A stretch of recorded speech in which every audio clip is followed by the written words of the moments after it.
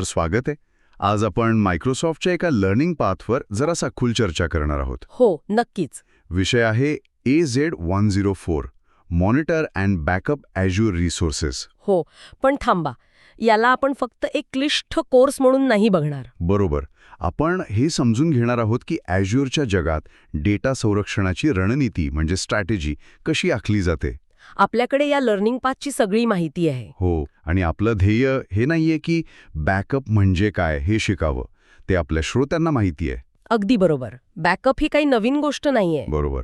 आपलं ध्येय आहे हे शोधणं की ॲज्युअर बॅकअपमध्ये असं काय वेगळं आहे ज्यावर मायक्रोसॉफ्ट इतका भर देतोय. अगदी. क्लाउडच्या जगात ना याची अंमलबजावणी खूप बदलली आहे. म्हणजे फक्त डेटाची एक कॉपी बनवून ठेवणं एवढंच महत्वाचं नाहीये. ओके. तर दोन गोष्टी खूप महत्वाच्या आहेत. एक रिकव्हरी पॉइंट ऑब्जेक्टिव्ह म्हणजे RPO आणि दुसरा recovery time objective RTO. RPO आणि RTO. ठीक आहे. हो. सोप्या भाषेत सांगायचं तर RPO म्हणजे किती तासांपूर्वीचा डेटा गमावणं आपल्याला परवडेल. अच्छा. आणि RTO म्हणजे काही अडचण आलीच तर किती वेळात सगळं पूर्ववत व्हायला हवं. कळलं. अनेक कंपन्या इथेच चुकतात. त्या बॅकअप घेतात पण या दोन गोष्टींचा विचार करत नाहीत. आणि हा कोर्स बरोबर याच व्यावसायिक दृष्टिकोनावर भर देतो. RPO आणि RTO. वाव. म्हणजे सुरुवातीला चर्चेची पातळी वाढली आहे. तर या लर्निंग पाथचं पूर्ण नाव पुन्हा एकदा सांगतो. AZ104 monitor and backup Azure resources. आता गंमत बघा. स्रोतांमध्ये ह्याला बिगिनर लेव्हल म्हटलंय. पण एक मिनिट. हो. कोर्स बिगिनर लेव्हलचा आहे आणि दुसरीकडे असंही म्हटलंय की त्यासाठी क्लाउड कॉम्प्युटिंग आणि ॲज्युअरची मूलभूत माहिती असणं गरजेचं आहे. हा थोडा विरोधाभास नाही वाटत? हा खूप चांगला प्रश्न आहे. खरं तर इथे बिगिनर या शब्दाचा अर्थ ज्याला कॉम्प्युटरबद्दल काहीच माहीत नाही असा नाहीये. अच्छा. तर जो ॲज्युअर प्रशासनाच्या म्हणजे ॲडमिनिस्ट्रेशनच्या जगात नवीन आहे असा आहे. ओके. म्हणजे असं समजा की तुम्हाला कार म्हणजे काय आणि ती कशी चालते हे माहिती आहे. पण आता तुम्ही पहिल्यांदाच तिचं इंजिन उघडून पाहणार आहात. किंवा टायर कसा बदलायचा हे शिकणार आहात. अगदी बरोबर. त्यामुळे व्हर्च्युअल मशीन, स्टोरेज, नेटवर्किंग यांसारख्या गोष्टींची तोंडोळख असणं अपेक्षित आहे. हा कोर्स त्या संकल्पना वापरून बॅकअपची स्ट्रॅटेजी कशी बनवायची हे शिकवतो. ठीक आहे. म्हणजे थिअरी आता स्पष्ट झाली. आता आपण याच्या पहिल्या मॉड्यूलवर येऊया. नाव आहे इंट्रोडक्शन टू अज्युअर बॅकअप. आता नावावरून तर वाटतंय की यात पुन्हा बॅकअप म्हणजे काय हेच सगळं असेल.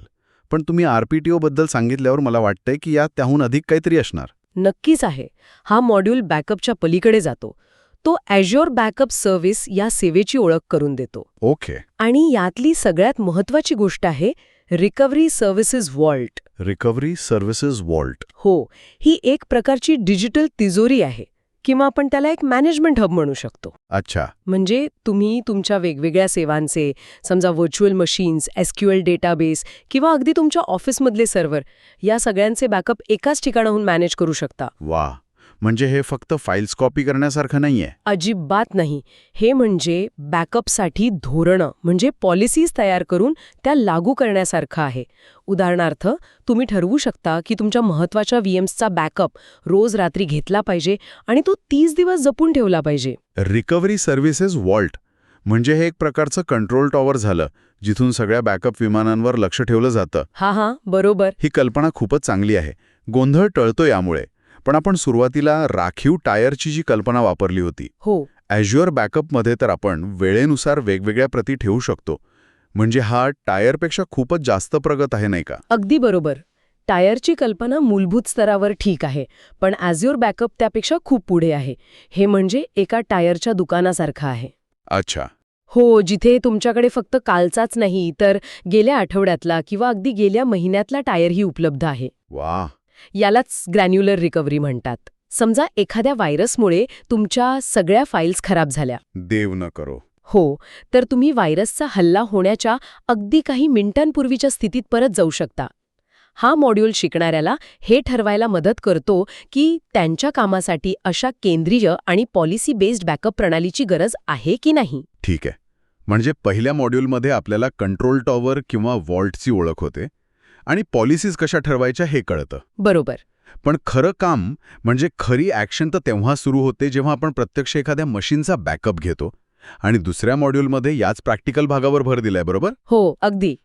त्याचं नाव आहे protect your virtual machines by using Azure backup. हो. इथे गोष्टी अधिक व्यावहारिक होतात. हा मॉड्यूल IaaS म्हणजे infrastructure as a service, virtual मशीनच्या बॅकअपवर लक्ष केंद्रित करतो. IaaS VMs. हो, म्हणजे जिथे हार्डवेअर ॲझ्युअर सांभाळतं, पण ऑपरेटिंग सिस्टीम आणि त्यावरील ॲप्लिकेशन्सची जबाबदारी आपली असते.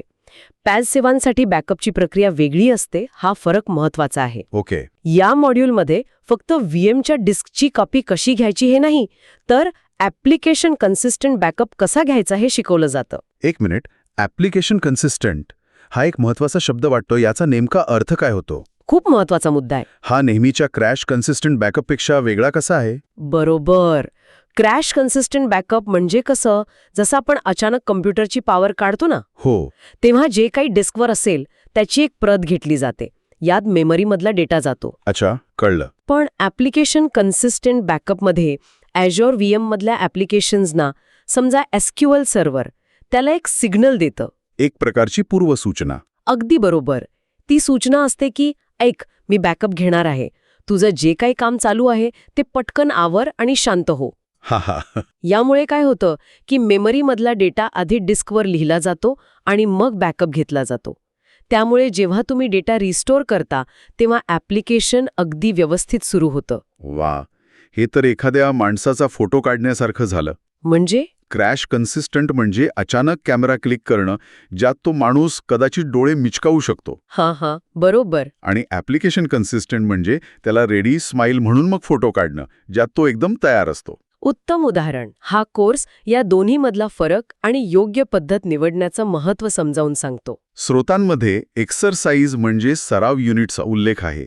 या सरावातून नक्की काय शिकायला मिळतं? या सरावाचं वैशिष्ट्य असं आहे की यात फक्त बॅकअप बटनावर क्लिक करायला नाही शिकवत, मग तर आधी रिकव्हरी सर्व्हिसेस वॉल्ट तयार करायचा, मग बॅकअप पॉलिसी बनवायची, म्हणजे समजा दररोज रात्री 10 वाजता बॅकअप घ्या. ओके. मग ती पॉलिसी एका चालू VMला लावायची आणि मग बॅकअप सुरू करायचा. अशी संपूर्ण प्रक्रिया आहे. आणि त्यानंतर रिस्टोर.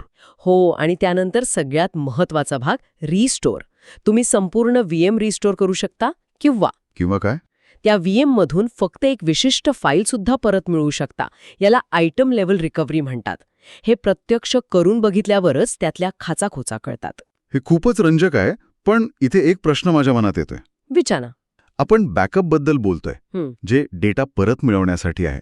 पण ॲझ्युअरकडे ॲझ्युअर साईट रिकव्हरी नावाची पण एक सेवा आहे. हो. ती सुद्धा डेटा वाचवण्यासाठीच आहे. बरोबर.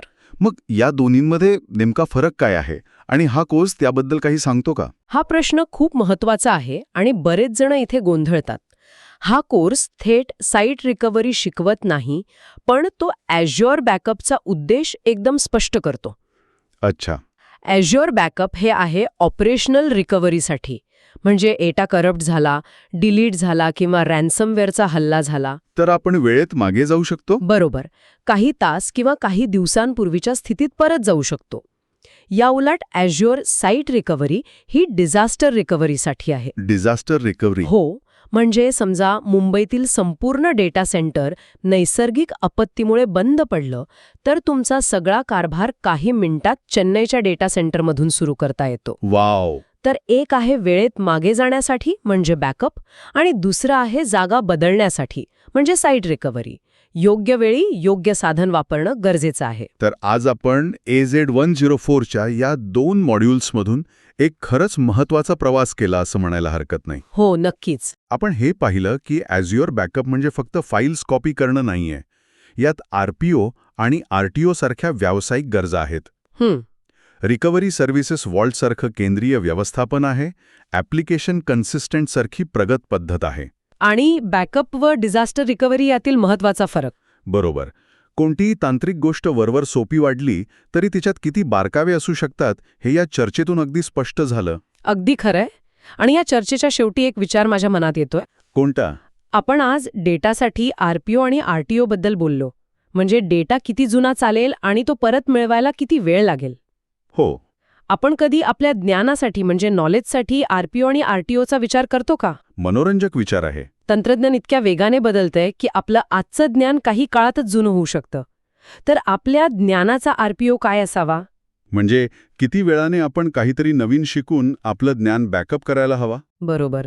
आणि आपला RTO काय असावा? म्हणजे एखादं कौशल्य कालबाह्य झाल्यावर नवीन कौशल्य किती पटकन आत्मसात करून आपण रिकव्हर व्हायला हवं.